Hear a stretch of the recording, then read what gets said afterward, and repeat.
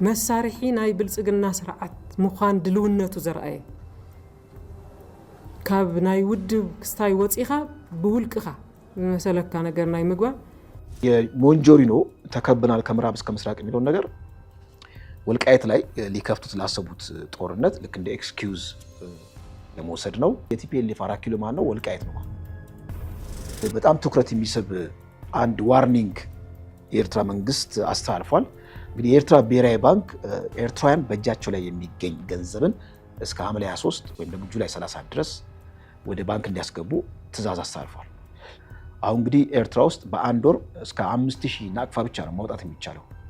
ይሄ እንግዲህ እንደ ሀገር ምን ያህል እንደኮሰመነች ኤርትራ የሚያሳይ ነው። የተባበሩት አረብ ኤምሬት የወርቅ ክምችት በከፍተኛ ሁኔታ አድጓል። በማ ምክንያት በሱዳን ጦርነት ምክንያት እና ለምታደርገው ትራንዛክሽን አለው ለምታደርገው አበርክቶ የምታገኘው አለ ማለት ልክ በትራንዛክሽን መልክ ነው የተባበሩት አረብ ኤምሬት የውጭ ጉዳይ ፖሊሲ በአብዛኛው የሚቃኘው። ቴል አቪቭ እንግዲህ ለኢራን ሲሰልል አግኝቻለሁ ብላ እንግዲህ ትውልደ አሜሪካዊ ነው የ20 ዓመት ወጣት ነው። ይሄንን ወጣት ይዘዋለች። ሰላይ ነው። ይህ ሰላይ በጣም ሴንሲቲቭ የሆኑ አካባቢዎችን ፎቶግራፍ ሲያነሳ መረጃ ሲለዋወጥ ተይዟል ብለው ጥብቅ ምርመራ ያደረጉበት ነው። ብዙ ኢትዮጵያ ወንድሞቻችን እንግዲህ አደጋ ላይ ናቸው። በዚህ በምስሉ ላይ የምትመለከቱት መሳሪያ ያነገተው ኢትዮጵያዊ ራሱን ለመከላከል የወሰደው እርምጃ ትንሽ ትኩረትን ስቧል። በእርግጥ እንግዲህ ደቡብ አፍሪካ ውስጥ ዜኖፎቢያ ይባላል። የውጭ ሀገር ዜጎችን ጠል እንደማለት ነው።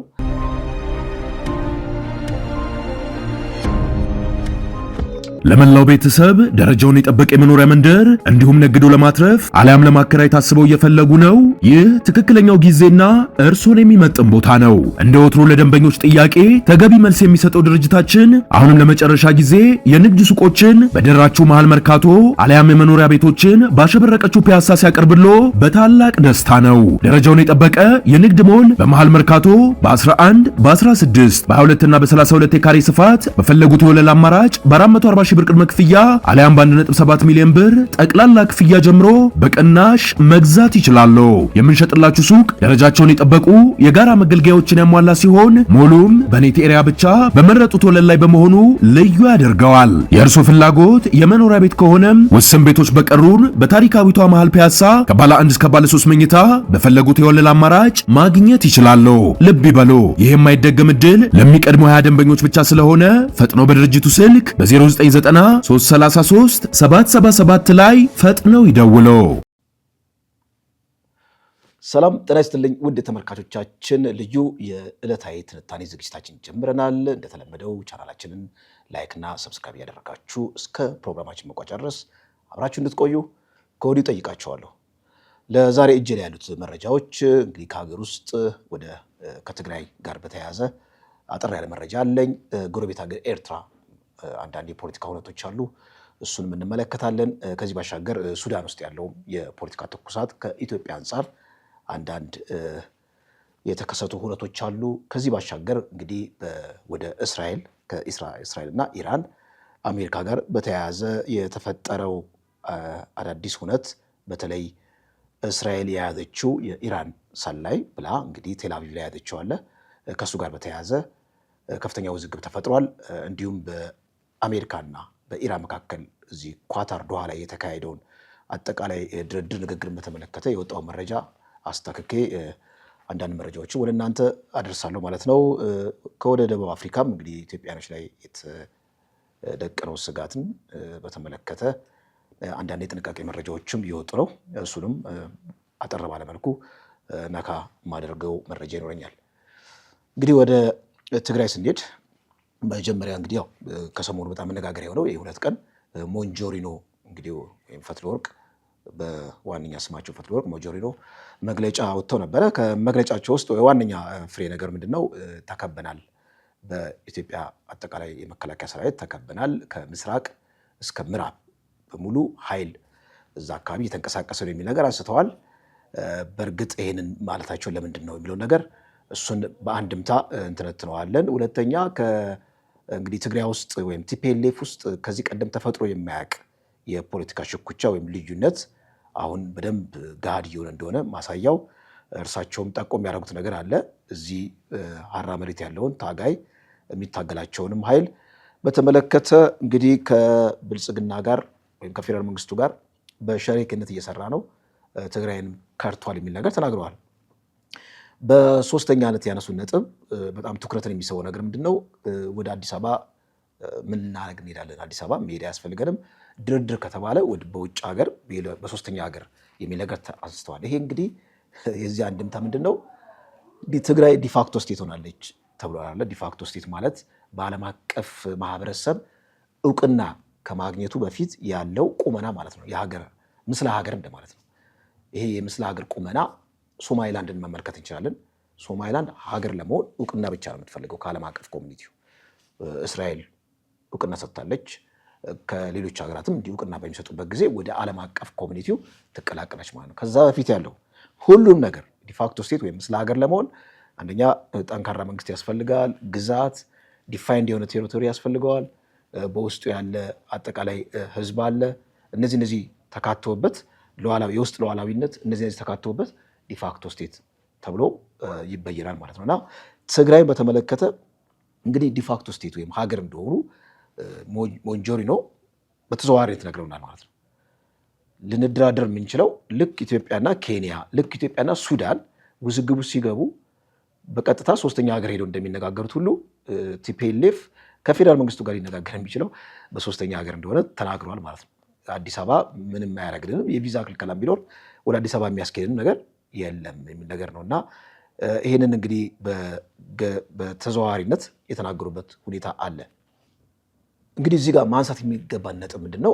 ለምንድን ነው ተከበናል የሚለውን ነገር በጣም አንደር ላይ ሊደረግ የፈለጉት ሞንጆሪኖ የሚለውን ነገር የሚለውን ነጥብ ስናነሳ አንድ ሁለት ሶስት መላምቶች እናስቀምጣለን። አሁን ቲፒኤልኤፍ ካምፕ እንዲህ ከፍተኛ የሆነ አፈሳ አለ። አፈሳው ደግሞ የሚገርመው ሃይማኖት ተቋማት ውስጥ ሁሉ ገብተው ዲያቆኖችን፣ ቄሶችን እንዲሁም ደግሞ መስጊድ ውስጥ ገብተው ሼኮችን በቃ የማይመሩት ነገር የለም። አጠቃላይ ማህበረሰብ ሁሉን አቀፍ የሆነ እንግዲህ አፈሳ ጀምረዋል። ጭንብል ያጠለቁ ልክ እንደ ታሊባን እንደ አልሸባብ በአሸባሪነት የሚፈረጁ ኃይሎች አይነት በዛ መልኩ እንግዲህ ሰዎችን እያፈኑ ወደ ካምፕ የሚከቱበት ሁኔታ አለና ይሄ መጠነ ሰፊ የሆነው አፈሳ በዋነኛነት ለምን አስፈለገ ከተባለ ምናልባት እንግዲህ ቲፒኤልኤፍ ለሚከፍተው አሁን ፊት ለፊት ለሚከፍተው ጦርነት ዝግጅት እያደረገ ነው እና ዝግጅት ሲያደርግ ደግሞ ዝም ብሎ መጠነ ሰፊ አፈሳ ከሆነ ልክ እንደዚህ ቀደሙ ልክ 2013 እንደነበረው ጦርነት ሂውማን ዌቭ ይጠቀማል ወይም ህዝብን በአንዴ በመልቀቅ ከዛ በኋላ ጭዳ ካደረጉ በኋላ ጦርነቱን የመክፈት ሁኔታ ማለት ነው። ምክንያቱም ስኪልድ የሆነ ተዋጊ አይደለም እየፈለገ ያለው ማንኛውንም እንግዲህ ከሊቅ እስከ ደቂቅ እንዳለ አፍሶ ወደ ካምፕ ማስገባት ነው። ይሄ ደግሞ ለማገዶነት ወይም ደግሞ ይሄ ለሂውማን ዌቭ ለመጠቀም እንደሆነ ማሳያ ሊሆን ይችላል። አንዴ ነው እና ጦርነቱን በሚከፍትበት ጊዜ ሂውማን ዌቭ እንደሚጠቀም ምልክት ነው። አንዴ ነው። ሁለተኛው ቲፒኤልኤፍ ዲስኮርሱን ስንመለከት አብዛኛውን የቲፒኤልኤፍ ሹማምንቶች የሚናገሩት 4 ኪሎን መልሰን እንይዛለን ወይም ደግሞ የፌዴራል መንግስቱን እንቆጣጠራለን የሚል ነገር በዲስኮርስ ደረጃ ሲያቀነቅሉ አንሰማም። የምንሰማው ምንድን ነው? የትግራይ ሉዓላዊ ግዛትን መመለስ። ስለዚህ አሁን የቲፒኤልኤፍ 4 ኪሎ ማለት ነው ወልቃይት ነው ማለት ነው። ወልቃይትን ልክ እንደ 4 ኪሎ ነው በጎል ደረጃ በግብ ደረጃ ያስቀመጡት እና አሁን በጅምላ አፈሳ አጠቃላይ የሚሰነደው ጦር ቀጥታ ዘመቻ ሊያደርግ የሚችለው በእነሱ አጠራር ምዕራብ ትግራይ፣ በትክክለኛው አጠራር ደግሞ ወልቃይት የሚባለው አካባቢ ላይ ዘመቻ ለማድረግ ያለመ ይመስላል የሚል ነገር ነው። ወልቃይትን ከያዙስ እውነት ለመናገር ወልቃይትን ከያዙስ ምን ያደርጋሉ የሚለው ነገር ነው። አሁን እሳቸው ከምዕራብ እስከ ምስራቅ ተከብናል የሚለው ነገር ልክ እንደ ኤክስኪውዝ ተከብናል ሰርቫይቭ ለማድረግ ይሄን ከበባ ለመስበር ጦርነት ከፈትን የሚለውን ነገር ልክ አጀንዳ ለመግዛት ይመስላል እና ወልቃይትን ከያዙ በኋላ አንዳንዶች ቲፒኤልኤፍ ወዲያው ዲክሌር ያደርጋል የሚለው ነገር ኦልሬዲ እኮ ዲክሌር እኮ አደርገዋል። ዲፋክቶ ስቴት እኛ ምስለ ሀገር እንደሚለው ነገር አረንጓዴ፣ ቢጫ፣ ቀይ ትግራይ ውስጥ ተከልክሏል። የኢትዮጵያ ዋና የፌዴራል እንግዲህ ዋናው የኢትዮጵያ እንግዲህ መለያ የሆነው ሰንደቅ ዓላማ የለም ትግራይ ውስጥ እና ትግራይ ኦልሬዲ ጎረቤት ሀገር አይነት ነው አክት እያደረገ ያለው እና ወልቃይትን በመያዝ የሚያውጀው ነገር የለም። ነገር ግን ወልቃይትን ከያዘ በኋላ ቲፒኤልኤፍ ምን ያደርጋል? የመደራደር አቅሙ ጫና የመፍጠር አቅሙ በጣም ያድጋል ነው። ኮሪደሩ ይከፈትለታል። ከግብፅ ከሱዳን ያለው ግንኙነት በሙሉ በዛ አካባቢ በጣም ይጠናከራል እና የበለጠ በሚሊተሪም በአደረጃጀትም ጠንካራ ይሆናል እና ወደ 4 ኪሎ ማማተሩም አይቀርም። ከዛ በኋላ በጦር ሜዳም በትግልም ሊሆን ይችላል ወይም ደግሞ ጫና ማሳደር። ወደ 4 ኪሎ ግን እንዳያማትር የሚያደርገው እዚህ ጋር አንደኛ ሳንካ ምንድነው አማራ ክልል ያለው የፖለቲካ ዳይናሚክስ አሁን ተቀይሯል። አማራ ክልል ያለው የፖለቲካ ዳይናሚክስ ቲፒኤልኤፍ እንደሚታወቀው ከፋኖ ኃይሎች ጋር አማራ ክልል ያለው ከታጣቂዎች ጋር ጥምረት መፍጠር አልቻለም። ያልፈጠረበት ምክንያት ደግሞ በቲፒኤልኤፍ እና በፋኖ መካከል የማይታረቅ ኢንተረስት ስላላቸው ፍላጎት ግንኙነት ስላላቸው ማለት ነው። ቲፒኤልኤፍ ሉዓላዊ ግዛት ብሎ የሚጠራው ወልቃይት ራያን የአማራ የፋኖ ኃይሎች ደግሞ የህልውና ጉዳይ ብለው ስለሚቆጥሩት ሁለቱ ምንም ሊገናኙበት የሚችሉበት ሁኔታ ወይም ክሮስ ከቲንግ የሆነ ምንም አይነት ግንኙነት የለም። ሶስተኛ ደግሞ በመላው አማራ ማህበረሰብ ዘንድ ቲፒኤልኤፍ የጣለው ጠባሳ መቼም የሚረሳ አይደለም እና ቀጥታ ከቲፒኤልኤፍ ጋር የፋኖ ኃይሎች ጥምረት ቢፈጥሩ የአማራ ህዝብ መላው የአማራ ህዝብ ሊያስቆጣ የሚችልና ለራሳቸው ህልውናም አደጋ ውስጥ ሊከት ስለሚችል ይህንን ምናልባት ብዙ እንግዲህ መላምቶችን ዶቶችን መጋጠም የሚቻልበት ሁኔታ ነው እና የሞንጆሪኖ ተከብናል ከምዕራብ እስከ ምስራቅ የሚለውን ነገር ወልቃይት ላይ ሊከፍቱት ላሰቡት ጦርነት ልክ እንደ ኤክስኪውዝ ለመውሰድ ነው። ከዚህ ባሻገር ቲፒኤልኤፍ ለጊዜው ወደ 4 ኪሎ አያማትርም። ልክ 19 ልክ ትግራይን ከያዙ በኋላ ከደርግ ውጊያ በኋላ ልክ ትግራይ ነፃ ካረጉ በኋላ ምንድነው ያደረጉት? ወደ ሀገር ለመሆን ነበር የሚያስቡት። ነገር ግን አንዳንድ አመራሮቻቸው አይ ደርግ እኮ በማንኛውም ሰዓት ተጠናክሮ መልሶ ይወገናል፣ በመሆኑም ወደ 4 ኪሎ መዝመት አለብን የሚል ነገር ውሳኔ ወስነው ወደ 4 ኪሎ የመጡበት ሁኔታ አለና ወልቃይትን ይዘው ቁጭ አይሉ ወደ 4 ኪሎ የሚሄዱበትን አማራጭ ያስባሉ። ትልቁ እንቅፋት የሚሆንባቸው ግን ወልቃይትን ከያዙ ነው። እሱ ያው በኮቴሽን የመያዙ ጉዳይ ከያዙ ትልቁ እንቅፋት ሊሆንባቸው የሚችለው አማራ ክልል ያለው የፖለቲካ ዳይናሚክስ ከጸረ ህወሓት ነው ወይም ከህወሓት ዓላማ፣ ከህወሓት ግብ፣ ከህወሓት ዲኤንኤ ጋር ኩታ ገጠም አይደለም፣ በጣም ይቃረናል እና ምናልባት ሌላ የፖለቲካ ዳይናሚክስ ሊፈጠር ይችላል የሚለው ነገር በመላምት መያዝ ይቻላል። እንግዲህ ዞሮ ዞሮ ሞንጆሪኖ እንደ ኤሊት እንደ ልሂቃን ወደፊት ማምጣቱ ህወሓት ምን ያህል የልሂቃን ድርቀት እንደገጠመው ማሳያ ነው ማለት ነው። እነ ጌታቸው ረዳ ነበረ በዓለም አቀፍ ደረጃ ትልቅ ግርማ ሞገስ የሆኗቸው። አሁን እነ ሞንጆሪኖ እነ ደብረጽዮን በነገራችን ላይ ከመለስ ዜናዊ ጋር ተጣልቶ እዚህ ማይጨው አካባቢ የማይጨው አስተዳደር ሆኖ ነበረ። በጣም አቅሙ ደካማ እንደነበረ ይታወቃል። ነገር ግን የቲፒኤልኤፍ አቅሙ በጣም የተመናመነ ስለሆነ አሁን ያሉት ኤሊቶች እጅግ በጣም ማሰብ የማይችሉ አርቆ ማሰብ የማይችሉ ስትራቴጂክ ማይንድ የሌላቸው የትግራይ ህዝብን ለእልቂት የሚዳርግ እጅግ በጣም አደገኛ የሆነ የፖለቲካ ቅርቃር ውስጥ የሚከቱ የልሂቃን ስብስብ ነው ማለት ነው። ከዛ አንጻር ይሄን ነገር መመልከት እንችላለን ማለት ነው። አድማጭ ተመልካቾቻችን ወደሚቀጥለው መረጃ ከማለፍ በፊት ቻናሉን ላይክ፣ ሰብስክራይብ እያደረጋችሁ እንድትቆዩን እየጠየኳችሁ ካፍታ ቆይታ በኋላ እመለሳለሁ።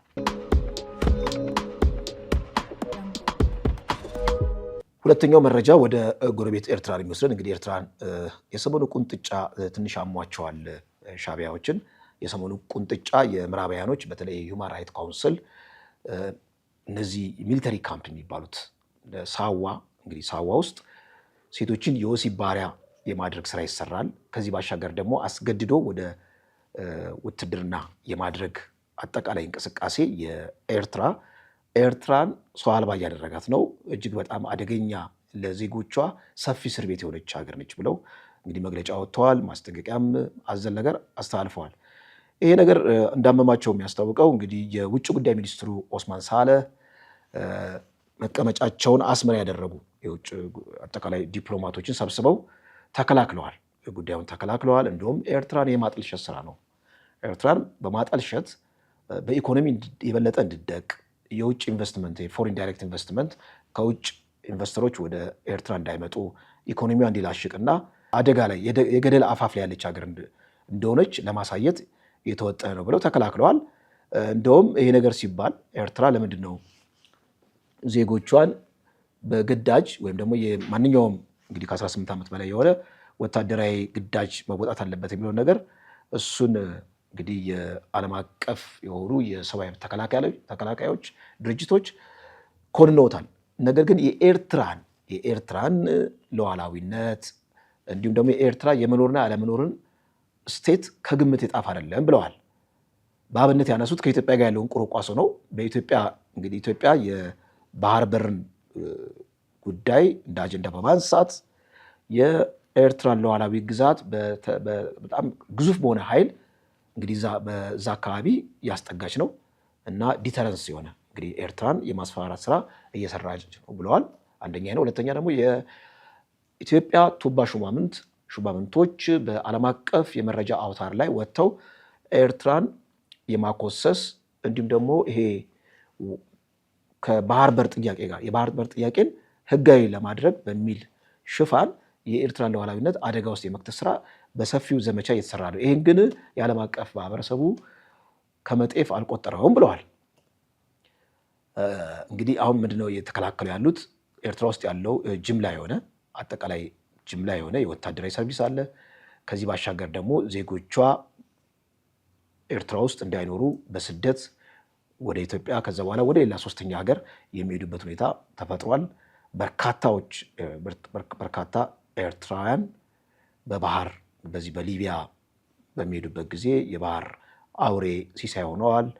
ብዙ ኤርትራዎች በስደት የሚኖሩት ይህም ደግሞ ውስጣዊ የሆነው የፖለቲካ ምስቅልቅል የፈጠረው ነው እና የበለጸጉት ሀገሮች የስደቱ ሸክም እኛ ላይ ስለሆነ የኤርትራ መንግስት ይህ ነገር ማስተካከል አለበት ብለው ዋርኒንግ ሰጥተዋል። አሁን ግን እንግዲህ ኦስማን ሳለ ወጥተው እንግዲህ መከላከል ላይ ያዙት። አይ እየጠለሸን ነው፣ እኛ መልካም ነን፣ እንደውም ሉዓላዊ ግዛታችንን ለመቆጣጠር ጎረቤት ሀገራችን ኢትዮጵያ ከፍተኛ ስጋት ተደቅኖብናል፣ ይህን ስጋት ግን ከመጤፍ አልተቆጠረም ብለው ለመከላከል ሞክረዋል። ነገር ግን ያው ከፕሮፓጋንዳ ያለፈ ምንም ፈቀቅ የሚል ነገር የለም። ኤርትራ ክሎዝድ ስቴት ነች፣ በጣም የደከመች ነች። የአፍሪካ ኖርዝ ኮሪያ ትባላለች። አክቹዋሊ የአፍሪካ ኖርዝ ኮሪያ እንኳን አመጥንም። ምናልባት የምንመጥነው በኖርዝ ኮሪያነት ኖርዝ ኮሪያ ውስጥ ሌበር ካምፕ የሚባል አለ። ዜጎች በሙሉ የሚታጎሩበት እነዚህ መንግስትን የሚቃወሙ ኃይሎች የሚታጎሩበት ሌበር ካምፕ የሚባል አለ። እጅግ በጣም ዘግናኝ የሆነ ካምፕ። እዛ ውስጥ ከፍተኛ ስቃይ፣ ከፍተኛ የሆነ እንግልት ይፈጸማል። ኖርዝ ኮሪያ ውስጥ ኢንተርኔት የለም። ኢንተርኔት ሲባል እዚህ ሞባይል ላይ የዳታ መጠቀም አይቻልም። ኖርማል ኮሚኒኬሽን ነው እና ይህን ነገር ወደ ኤርትራም ስንወስድ በዚህ ረገድ ይመሳሰላሉ። ነገር ግን ሰሜን ኮሪያ አንደኛ በጣም በሚሊተሪ ደረጃ ከፍተኛ የሆነ አቅም ያላት ነች። ከዛ ባሻገር ደግሞ የሰሜን ኮሪያ አጠቃላይ ህዝባዊ ሶሻል ሜካፑ ከኤርትራ ጋር ሊገናኝ የማይችል ነገር ነው። ግን ብዙዎች የአፍሪካ ሰሜን ኮሪያ ብለው ሌቤል ያደርጓታል። ይህ በእንዲህ እንዳለ በጣም ትኩረት የሚስብ አንድ ዋርኒንግ የኤርትራ መንግስት አስተላልፏል። እንግዲህ የኤርትራ ብሔራዊ ባንክ ኤርትራውያን በእጃቸው ላይ የሚገኝ ገንዘብን እስከ ሐምሌ 23 ወይም ደግሞ ጁላይ 30 ድረስ ወደ ባንክ እንዲያስገቡ ትዕዛዝ አስተላልፏል። ከባንክ ውጭ ከፍተኛ መጠን ያለው ገንዘብ መያዝ የተከለከለ መሆኑን ያስታወቀው ባንኩ እንግዲህ ማንኛውም ዜጋ የግድ ቡክ ከፍቶ ባንክ ማስቀመጥ እንዳለበት በደንብ በጣም ጠንካራ የሆነ ማሳሰቢያ አስተላልፏል። ይህንን ህግ ተላልፈው እስከ ጁላይ 31 ህግ የተላለፉ ዜጎች ላይ እርምጃ እንደሚወስድ አስቀምጧል። እንግዲህ የኤርትራ መንግስት እንግዲህ ኢሳያስ በቀነ ገደብ ለአንድ ወር በቀነ ገደብ ይህ ነገር መደረግ አለበት የሚል ነገር ነው። ያው እንግዲህ የባንክ ሲስተም አንድ ሀገር በጣም ተጠናከረ ማለት ኢኮኖሚ ተነቃቀማ ነው እና ኤርትራ በጣም የተኛ ያለ በጣም ያሸለበ ኢኮኖሚ ስለሆነ እንግዲህ ይሄን ነገር በማስጠንቀቂያ ይህን ነገር መናገር ማለት እንግዲህ የሀገሪቱ ኢኮኖሚ ምን ያህል አሳሳቢ ደረጃ ላይ እንደደረሰ የሚያሳይ ነው። ከዚሁ ጋር ተያይዞ እንግዲህ ናቅፋ የሚባለው የእነሱ መገበያ ገንዘብ እዚህ ኢትዮጵያ አዲግራት አካባቢ ሲንቀሳቀስ እንደነበረ እንደውም ሰዎች እየተጠቀሙበት እንደነበረ የመረጃ ምንጮች ሲያጋሩን ሰምተናል። አሁን እንግዲህ ኤርትራ ውስጥ በአንድ ወር እስከ 5000 ናቅፋ ብቻ ነው ማውጣት የሚቻለው። ይህ እንግዲህ እንደ ሀገር ምን ያህል እንደኮሰመነች ኤርትራ የሚያሳይ ነው።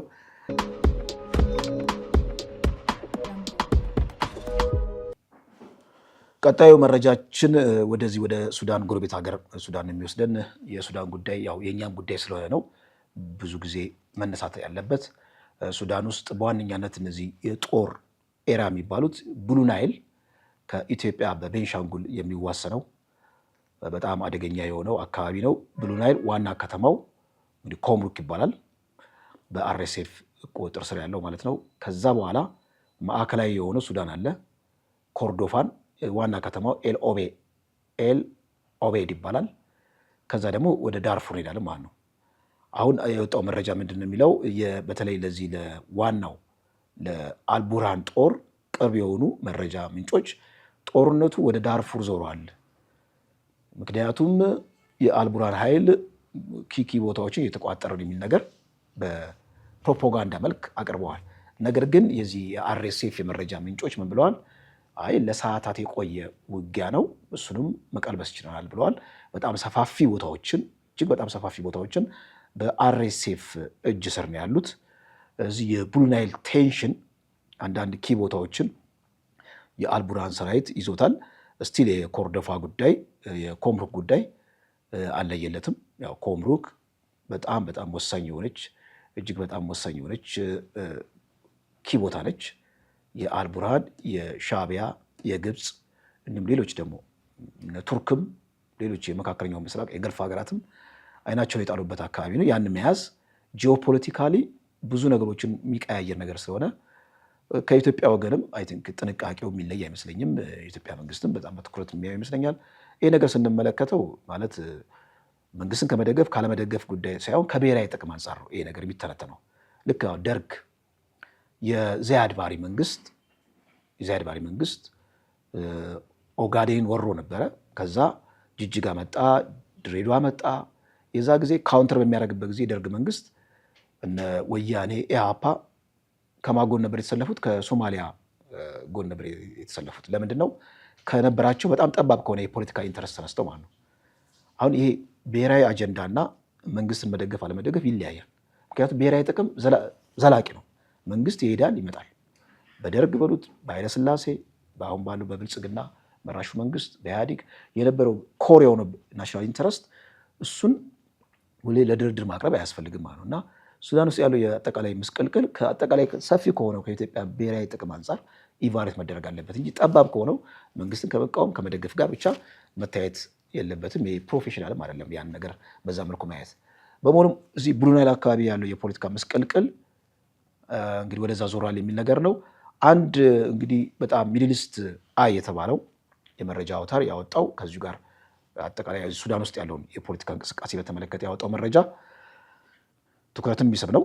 ምንድነው የሚለው? ወደ 4 ካምፕ የተባበሩት አረብ ኤምሬት ወደ 4 ካምፕ ሊቢያ ውስጥ መስርታለች እና የ4 ካምፕ በጣም የተደራጀ በዘመናዊ ሚሊተሪ በጣም የተደራጀ ነው። ብዙ ሎጂስቲኮች የሚያገኘው አርኤስኤፍ ከዛ ነው የሚል ነገር ነው። ይሄ መረጃ ግብፅ፣ ሱዳን እና እንዲሁም ደግሞ ሊቢያ መንግስት አሁን ይሄን የሊቢያን የሚወጋው የሊቢያ ነፃ አውጪ ግንባር አለ። እሱም ከአርኤስኤፍ ጋር አንድ ላይ ተጎዳኝቶ ነው ስራውን የሚሰራው እና በአብዛኛው ጊዜ ግብፅ እንግዲህ የአየር ጥቃት ስታደርግ ነበር እዛ ሊቢያ ውስጥ። አሁን እዛ ሊቢያ ውስጥ ያለው ከፍተኛ የሆነ እንግዲህ ድጋፍ ከፍተኛ የሆነ ሎጂስቲክ ለዚህ ለአርኤስኤፍ ፈጥኖ ደራሹ ልክ እንደ ኦክሲጅን ሆኖታል ማለት ነው እና እንደ ኦክሲጅን መሆኑ አርኤስኤፍ መኖሩ በራሱ እንግዲህ ሱዳን ውስጥ በአልቡርሃን መሸነፍ የአርኤስኤፍ ለኢትዮጵያም እጅግ በጣም አደገኛ ነው፣ አደጋማ ነው። እንደ ሀገር አደጋ አልፋሽጋን ወስዷል የአልቡርሃን መንግስት። ስቲል በእነሱ እጅ ነው ያለው። በጣም ክሌም የሚያደርገው ሌላ መሬትም አለ ከአልፋሽጋ ያለፈ። በዚህ በብሉ ናይል መጥቶ ቤንሻንጉል አካባቢ በግብፅና በሌሎች ኃይሎች እዛ አካባቢ የሆነ የፖለቲካ መስቀልቅል ፈጥሮ የቤንሻንጉል ነፃ አውጪ ግንባር የሚባል አለ እዛ ውስጥ ከቶ ከዛ አካባቢ የጦርነት ቀጠና አድርጎ ኢትዮጵያን ወደ ፌልድ ስቴት የሚያመራትን የፖለቲካ አውድ እንዲወለድ የሚያደርግ ነው እና በጣም ከባድ የሆነ ጥንቃቄ የሚያስፈልገው ነው ማለት የሱዳንን የፖለቲካ መስቀልቅል ልክ እንደ አይን ብሌን መታየት አለበት። ልክ ሶማሊያ ውስጥ ያለውን የፖለቲካ መስቀልቅል እንደ አይን ብሌን እንደሚታየው ሶማሊያ ውስጥ አልሸባብ ቶሎ ሞቃዲሾን ከያዘ ቀጥታ ሰሜን ኬንያንና ኦጋዴንን ለመያዝ ነው ጦርነት የሚያውጀው።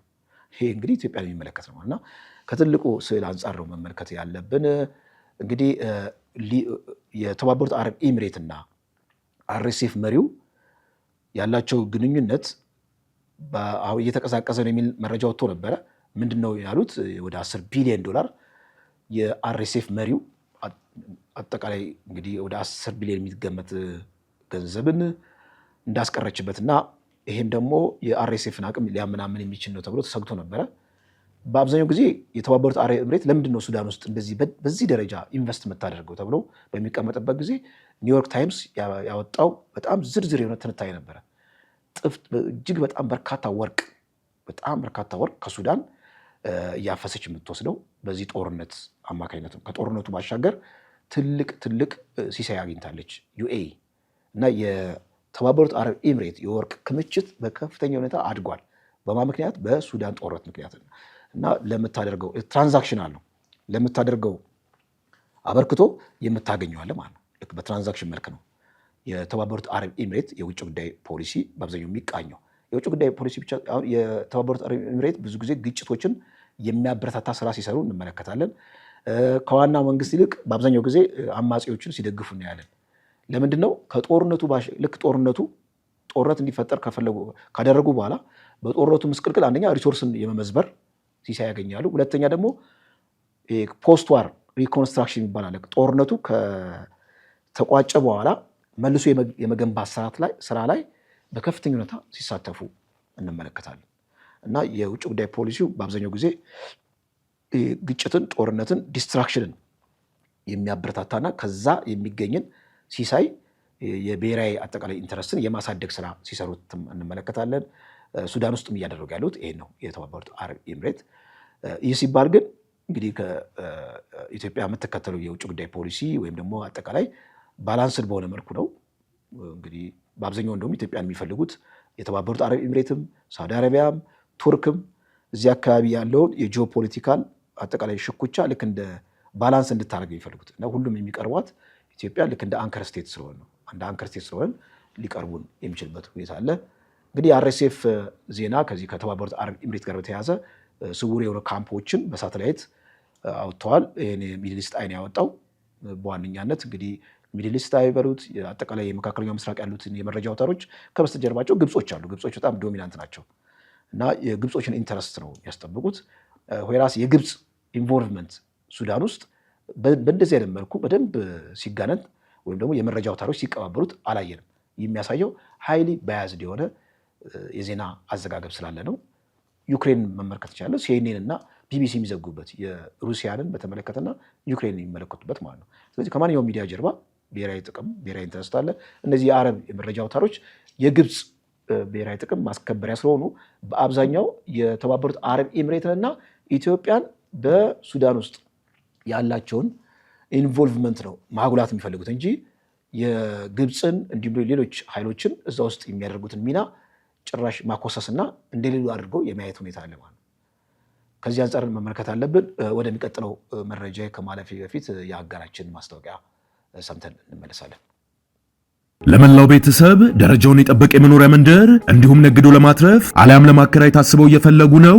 ይህ ትክክለኛው ጊዜና እርሶን የሚመጥን ቦታ ነው። እንደ ወትሮ ለደንበኞች ጥያቄ ተገቢ መልስ የሚሰጠው ድርጅታችን አሁንም ለመጨረሻ ጊዜ የንግድ ሱቆችን በደራችሁ መሃል መርካቶ አሊያም የመኖሪያ ቤቶችን ባሸበረቀችው ፒያሳ ሲያቀርብሎ በታላቅ ደስታ ነው። ደረጃውን የጠበቀ የንግድ ሞል በመሃል መርካቶ በ11 በ16 በ22 እና በ32 የካሬ ስፋት በፈለጉት የወለል አማራጭ በ440 ሺህ ብር ቅድመ ክፍያ አሊያም በ1.7 ሚሊዮን ብር ጠቅላላ ክፍያ ጀምሮ በቅናሽ መግዛት ይችላሉ።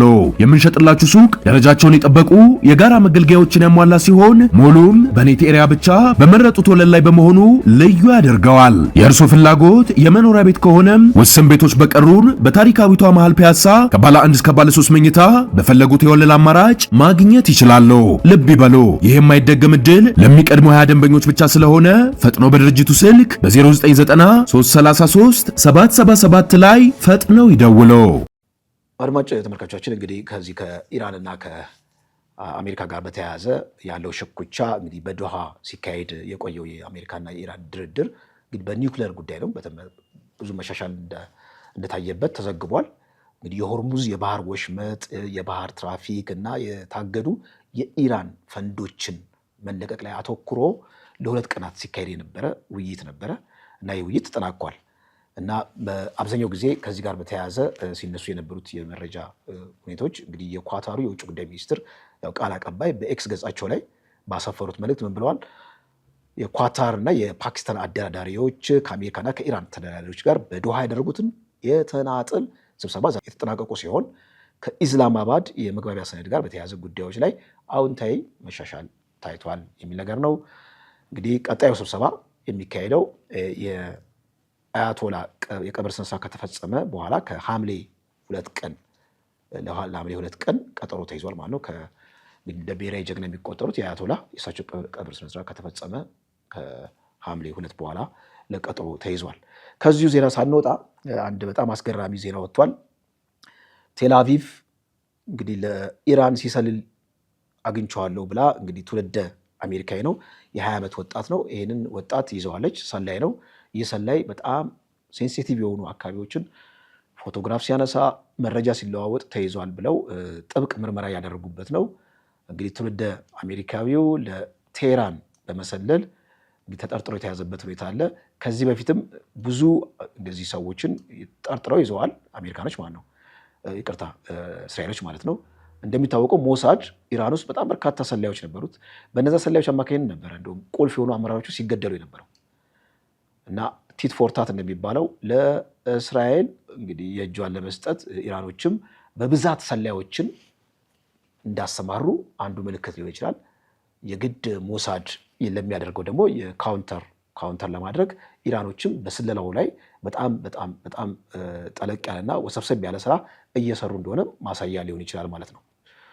እንደ ሞጫ ያዝኩት እንግዲህ መረጃ እዚሁ የደቡብ አፍሪካ ያለውን ምስቅልቅል ይመለከታል። ብዙ ኢትዮጵያ ወንድሞቻችን እንግዲህ አደጋ ላይ ናቸው። እዚህ በምስሉ ላይ የምትመለከቱት መሳሪያ ያነገተው ኢትዮጵያዊ ራሱን ለመከላከል የወሰደው እርምጃ ትንሽ ትኩረትን ስቧል። በእርግጥ እንግዲህ ደቡብ አፍሪካ ውስጥ ዜኖፎቢያ ይባላል። የውጭ ሀገር ዜጎችን ጠል እንደማለት ነው። በዚህ ምክንያት በአብዛኛው እንግዲህ ብዙ አፍሪካ ወንድሞቻቸው ወደዚያ ሄደው ለፍተው ጥረው ግረው የተለወጡትን ላይ አደጋ ሲደርስ የተመለከትን ነው። በእውነቱ ያሳዝናል፣ በጣም ያሸማቀቃል። እንደ አፍሪካ ህብረት የሚባል አለ። አፍሪካ ህብረት ማለት ሁሉንም የአፍሪካ ሀገር አንድ ላይ ለማዋሃድ የሚጥር ነው። ነገር ግን የአፍሪካ ህብረት የመሪዎች ክለብ ነው ይባላል። መሪዎች በየስብሰባው ሻምፓኝ እየጠጡ ወይም ሻምፓኝ ጠርሙስ ከማጋጨት ባለፈ አፍሪካን ወንድሞቻችን እርስ በርስ አንተዋወቅም። ስለዚህ አፍሪካ መዋሃድ፣ አፍሪካ ህብረት ሊመጣ የሚችለው ኢንቴግሬሽን ሊመጣ የሚችለው ከታች ወደ ላይ መሆን ያለበት። ማህበረሰቡ እርስ በርስ መተዋወቅ አለበት፣ መዋሃድ አለበት። አንዳንዱን እንደ መጤ እንደ ጠላት ሊቆጥር አይገባም የሚል ነገር ነው።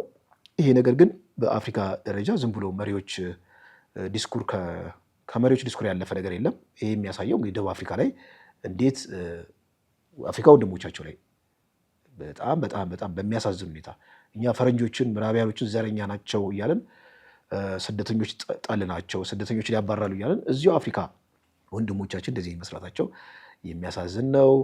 በሚገርም ሁኔታ እንግዲህ የደቡብ አፍሪካን ኢኮኖሚ የተቋጠሩት እፍኝ የማይሞሉት ነጮች ናቸው። እነዚህ ነጮች ሴትለር ኮሎኒያሊስት ይባላሉ። ሴትለር ናቸው። ኢትዮጵያ ውስጥም ጣሊያን በሁለተኛው እንግዲህ ኢትዮጵያን በወረረ ጊዜ አስቦ ነበረ፣ በቅድ ደረጃ አስቀምጦ ነበረ። ወደ ደጋው አካባቢ ከጣሊያን መጥቶ ሴትለር ኮሎኒያሊስቶችን አስቀምጦ ከዛ በኋላ እያመረቱ ኢትዮጵያ ውስጥ ሴግሪጌሽን ወይም ልዩነት መፍጠር የሚቻልበት ሁኔታ አስቦ ነበር እና የቅኝ ግዛት አንደኛው አሻራው ምንድነው? የመደብ ልዩነት ያመጣል። በጣም የናጠጡ እጅግ በጣም ያደጉ የበለጸጉ የማህበረሰብ ክፍል አሉ፣ እጅግ በጣም ደግሞ የወደቀ ኑሮ የሚኖሩ አሉ ማለት ነው። ደቡብ አፍሪካ ውስጥ እፍኝ የሚያሞሉት ነጮች ኬፕታውን አካባቢ እጅግ በጣም ከአውሮፓ የሚያተናነስ ከተሞች ያሉበት ያደገ አካባቢ ነው እና ነጮች በዛ መልኩ ይኖራሉ ተንቀባረው፣ ጥቁሮች ግን የወደቀ ኑሮ የሚኖሩት እና ይህንን እንግዲህ የሲስተም ልዩነት ይህንን ኢንጀስቲስ ቀጥታ ጣት የጠቆሙት ወደ አፍሪካዊ ወንድሞቻቸው። ይሄ እንግዲህ ያለን ንቃተ ህሊና እንደ አፍሪካ ያለን ንቃተ ህሊና ጥያቄ ምልክት ውስጥ የሚከት ነው። ስቲል ለነጭ ቀኝ ገዢዎች ያለን ስሜት ራሱ የባርነት ስሜቱ እንዳልተላቀቀ ማሳያ ነው ማለት ነው።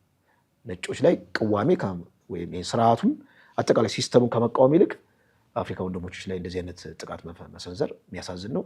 ዞሮ ዞሮ ይሄ እንግዲህ በምስሉ ላይ የምታዩት ፎቶ በጣም መነጋገሪያ የሆነ ነው። ለዛሬ ያስኳቸው መረጃዎችን በዚሁ ቋጭቻለሁ። በሚቀጥለው እስከምንገናኝ ድረስ ቸር ቆዩ።